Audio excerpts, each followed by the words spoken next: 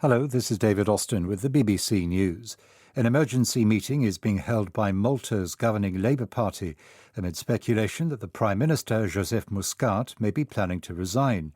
An investigation into the murder of the investigative journalist Daphne Caruana Galizia 2 years ago has thrown the Maltese government into turmoil. Damien Grammaticus is in Malta. I'm now just outside the Prime Minister's official country residence where they're deciding what to do. Should the Prime Minister stay or go is the big question, because in this murder inquiry, what it's led to, the charges yesterday of this very rich businessman, he was closely politically connected to people around Joseph Muscat. And so the question is, Mr. Muscat has resisted action against people close to him for the past 2 years since the journalist was murdered, and now he looks pretty hopelessly compromised. After a week of relative calm, thousands of protesters have returned to the streets of Hong Kong to maintain pressure on the territory's Beijing-backed government. 3 rallies are taking place. At one of them, through a busy shopping district in Kowloon, people waved posters reading, "Never forget why you started." From Hong Kong, here's Nick Beak. All seems to be pretty tranquil, and of course that is in contrast to many Sundays over the past 5 or 6 months. That said, earlier on there was some sort of clash between the riot police and protesters.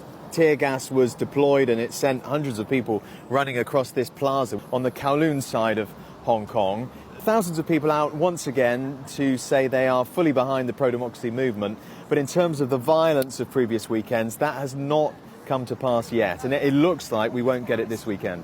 Britain's Prime Minister Boris Johnson has been defending his Conservative Party's record in the face of questions about why a convicted terrorist on early release from jail went on to commit Friday's deadly attack in London.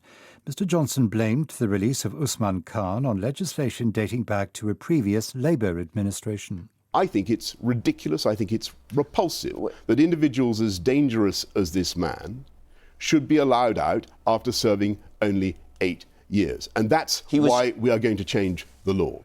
But Mr Johnson failed to answer why a Tory-led government hadn't changed the law over the past decade.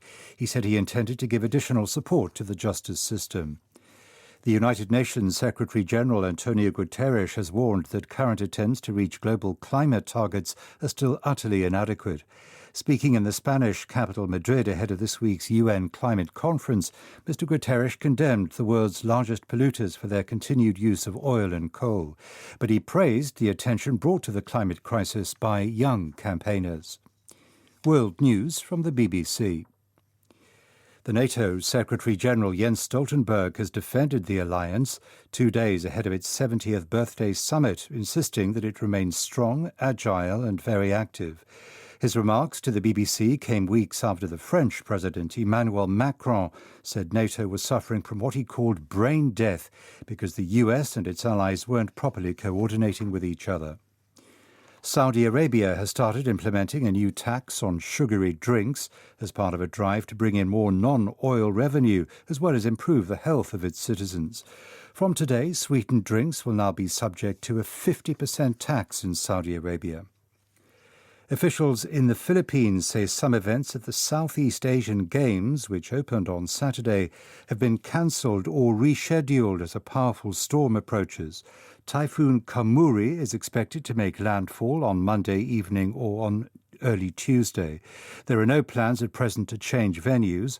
Local authorities have begun evacuating thousands of people living in coastal and low-lying areas to schools and gymnasiums.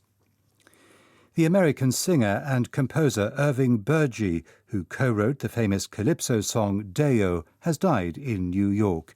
He was 95. Richard Howells looks back at his life. Deo, Deo. It's a tune that takes you straight to the sunny shores of the Caribbean.